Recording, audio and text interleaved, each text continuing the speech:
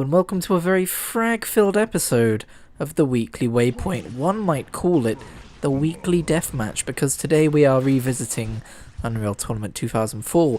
If you are not familiar with this channel, Unreal Tournament is a game series which we like to visit fairly often here on the Weekly Waypoint, but there's just been so dang much good modern games lately that I haven't really touched it in quite some time. Now you may or may not recall that the last time I played Unreal Tournament here on the Weekly Waypoint I was complaining that my mouse laser was slightly malfunctioning.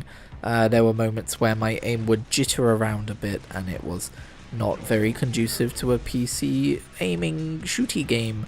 And I'm still using that same mouse, so I do still have that issue. Could I have afforded to replace my mouse between now and 7 or 8 months ago, or however long it was since I last complained about it? Yeah, I could have. Could I be bothered to? No, not really. Also, fun fact, I wasn't initially going to do Instagib mode for this video, but when it loaded up I realised it saved the mutators that I'd used the last time I played, which included Instagib, and I just kind of went with it, and I'm glad I did. There's something to be said about just loading up a game of bots, like skilled bots, so they're like not too easy, but they're, you know, you can steamroll them, and just going to town on them, just absolutely slaughtering them. It's therapeutic in a weird kind of way. I don't know what that says about me as a person. I'm not going to think about it too hard. Now, I'm not going to spend too much time talking about this, but just to follow up on last week, when I spent most of the video talking about the Rooster Teeth stuff that was kicking off, I mentioned in that video that it wasn't really personally affecting me, but I was super down on Wednesday, so I think it probably was in the back of my head, and I just didn't clock it, which is usually how my mental state of being goes. It did kind of get to me, but the reason I wanted to talk about it is because I made that video before the whole thing with Caden's horrible racism came out from 15 years ago. I'm sure she's a better person now, but there were some clips of her around the time that she was talking about them making homophobic slurs towards her. Around that same time period, she was making really horrible racist comments. I don't just mean dropping the N-word, I mean using it. So yeah, it turns out they were all horrible people back then, and they've probably changed and grown since then, and there's also been lots of accounts of newer hires who have talked about how the people at the company are a lot better than they used to be because they've always been treated right, and how the company is still a bit shit. So there's that. I mean, you know, I'm a viewer. It's not important what I think. I'm just kind of a bystander in all of this, as is anyone else who isn't actually affiliated with Rooster Teeth. But as far as I'm concerned, still don't really know where I stand in terms of watching their content. But again, that's not really the important thing here. Shall we move on to a more happy topic? I mentioned very briefly at the end of the previous video, at the end of the previous Weekly Waypoint, that I've been getting back into Runescape, and yeah, there's also Adventures in Galenor, so people who are interested in that can go and watch that and see what I've been up to. But yeah, I've been getting into the Fresh Start worlds, and I talk about it a bit in that video. The Fresh Start worlds are kind of controversial for a few reasons, but they're also quite fun. I've already got an account which is pretty on par with my Iron Man, not in terms of like questing and account unlocks and stuff like that, but definitely in terms of skills. Like, it's not actually on par, but it's getting there, and I've played it for like 2 weeks. It reminds me of back in the day when you used to play on private servers for like World of Warcraft and Runescape, and they would have accelerated XP gain, and it was fun. And it's fun that like this is an official thing and you can get like cosmetics out of it, and you know, there's still so many things. I could go on a whole rant about what they did wrong and what I wish they could do, which they probably won't because of spaghetti code reasons, but the main thing is that I am having fun. Although, going back to my Iron Man at the end of all this, especially when we're up to like plus 200% XP and like the free treasure hunter keys I've amassed, being able to use them and get bonus XP on top of that, that's gonna be... Going back to my Iron Man after that's gonna be rough. The main thing out of all of this is I'm back in Runescape again, and boy am I having a wonderful time. I haven't really been playing many other video games. I started Persona 5. I haven't really played enough to form an opinion yet, other than I really like the aesthetic and the style, and it's different to other JRPGs because it's not just like another epic fantasy, you know. I've been dipping my toe into Game Pass games here and there. Well, the Amnesia Collection, by the way, dropped onto the Game Pass, which I was not expecting, so that might be the spooky stream next week. I'm thinking about doing it sometime next week. I've got to do it around Halloween time, right? Also, a game called Phantom Abyss dropped onto Game Pass, which came out of nowhere because that is a game that I've had my eye on since it was announced.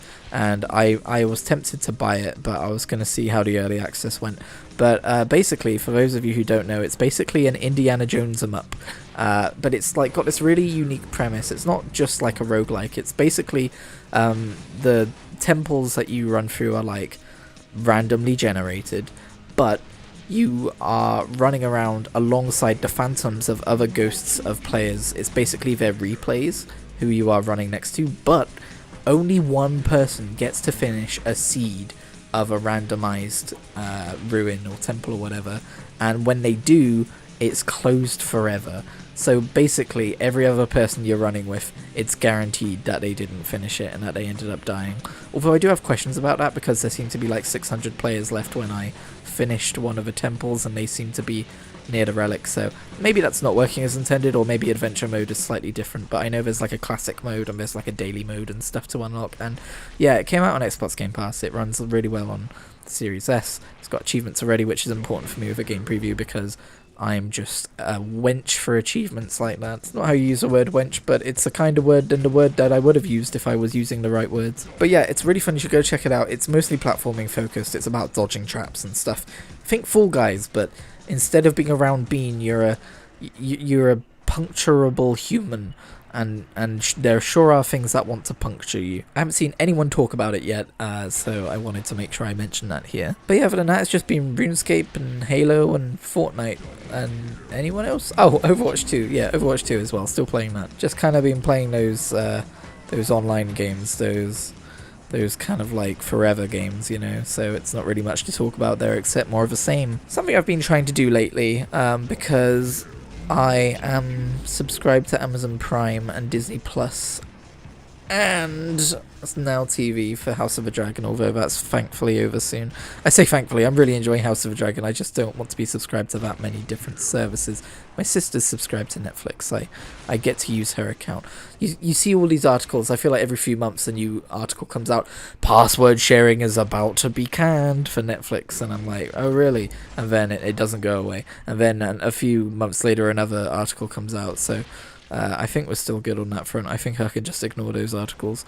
Fingers crossed, watch it go away next week now that I've said that. But basically I've realised that I have all of these streaming services and I want to make sure I'm getting the most use out of them. So Disney Plus I'm not too fussed with, because I lend that to my family and I know my nieces like to watch it, so that's always getting good monetary value. I'm happy with that. Although, funnily enough, Disney Plus is probably the one I use the most at a minute.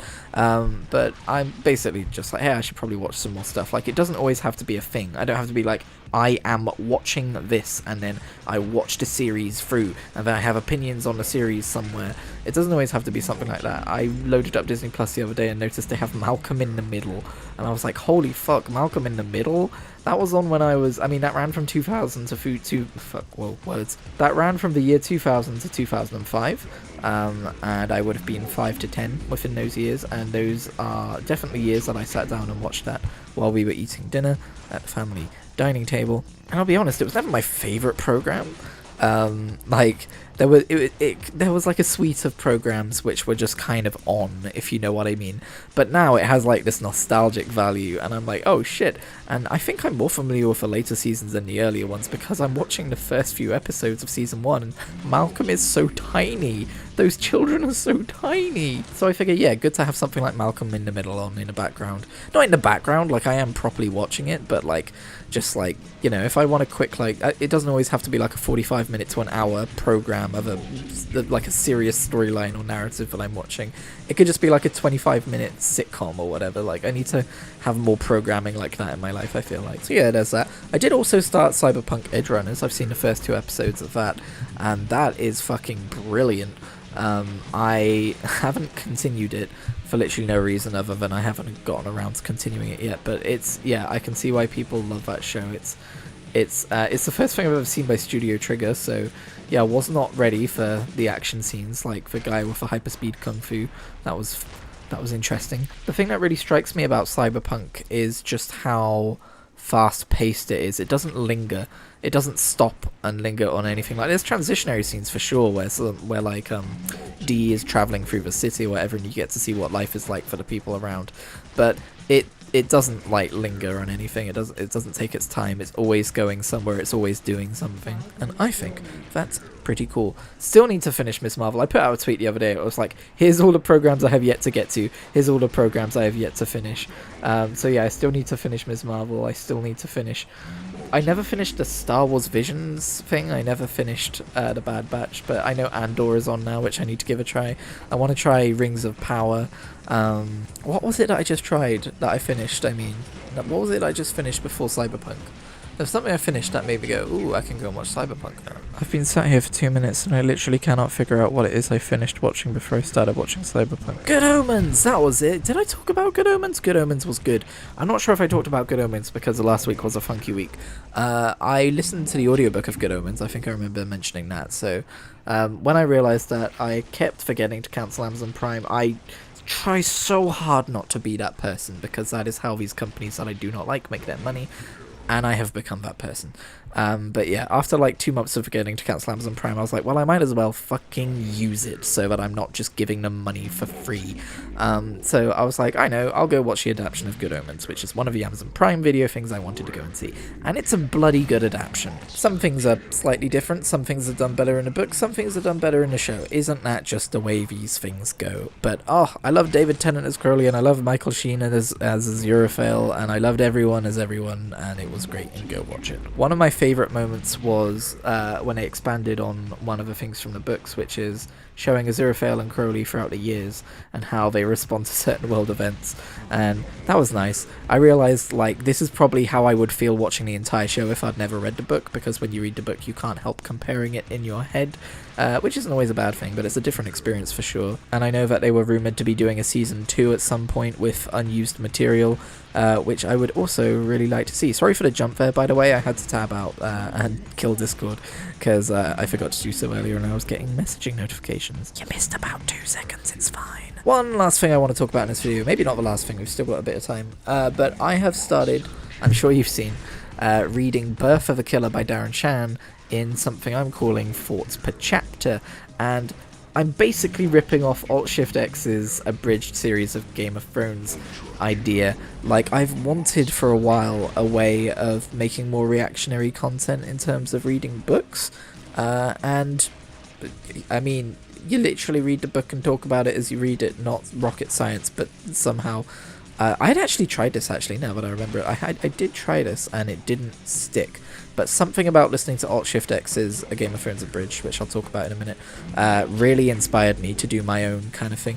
You know, less abridged, less silly, more kind of like reactionary analysis as I go. But yeah, the idea is, if you are familiar with Birth of a Killer, if you're familiar with like the Larkin Crepsley Vampire Saga, it should be a good way to re-experience the books, because I kind of paraphrase as I go, so you don't need to read along. You can read along, but you don't need to read along, but it's mostly just kind of like me revisiting things and going, oh, I never considered this from this light before, oh, this was foreshadowing for this, or oh, this could be a metaphor for this, or like, you know, oh, hey, this moment was just really fucking cool. I have been publishing a chapter a day, but that's changing from today because I realized that over the next few days I have a lot of video content coming out, so I probably shouldn't oversaturate the channel. But they're really fun to make, so expect more of those coming up soon.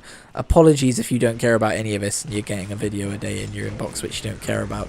I do worry about that sometimes, but it's my channel. So yeah, this Game of Thrones Abridged thing, basically, for those of you who don't know, there is a YouTube channel called Alt-Shift-X, or I guess I should say a YouTuber called Alt-Shift-X, who does these really good analysis videos on, it used to be Game of Thrones and now it's House of the Dragon, and I've been getting super into his stuff because House of the Dragon is on, and I watch his like Q&A live streams after each episode now as well. I'm going to be super bummed out when the series is over because those videos will be over. That's how good those videos are. But he also has kind of like a second less serious channel called Alt-Shift-X, in which he does this Game of Thrones abridged thing where he basically, the premise is he gets drunk, although I don't know if he really does, and he reads Game of Thrones so we don't have to, and he kind of, like I mentioned, paraphrases what's going on, kind of makes fun of it a little bit, but also can't help himself from doing the whole analytical theory crafting side of things too. And it's just a really good way to re-experience the books, or at least the first book and a half, which is all he's done so far. But I bloody love it. So if you also love Game of Thrones, I would recommend checking that series out. It's it's like a podcast style format. It's a brilliant way of doing it, and it stops me from having to reread the books. It's actually reignited my interest in the actual book side of things, because there is lore there that's more unique and interesting than the show. Anyway, that's gonna do it. Thank you for watching. I will see you in the next one.